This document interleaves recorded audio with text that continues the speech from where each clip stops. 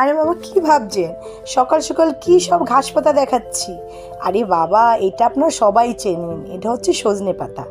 আর এই সজনে পাতা আমাদের রোগ প্রতিরোধ ক্ষমতা বাড়ায়, আর ব্লাড সুগার আর ব্লাড প্রেশার নিয়ন্ত্রণ করে।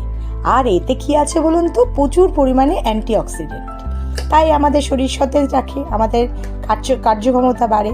দেখুন, হয়ে গেছে কিন্তু আমার সেই সজনে পাতা পেস্ট। এরপরে সেটাকে একটা বাটির মধ্যে নিয়ে নিলাম।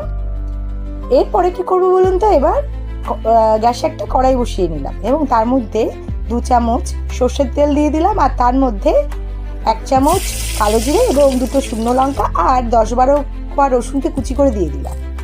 এরপরে সমস্ত মিশ্রণের মধ্যে ওই পাতাটা দিয়ে আমি ভালো করে কষাতে থাকবো এবং বেশ ধৈর্য নিয়ে এটাকে কষাতে হবে যতক্ষণ না এর জলীয় অংশটা না শুকিয়ে আসে। এরপরে বেশ কিছুক্ষণ কষানোর পরে এর মধ্যে দিয়ে দেবো পরিমাণ মতো নুন। সেটা দিয়েও আরও বেশ কিছুক্ষণ কষাতে থাকবো। দেখুন, আস্তে আস্তে কিন্তু জলীয় অংশটা শুকিয়ে আসছে।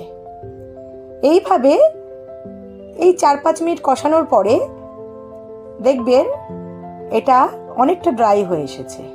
এবার এর মধ্যে মিশিয়ে দেবো হালকা মিষ্টি, এই 1/2 চামচ মতো চিনি দিলেই হবে।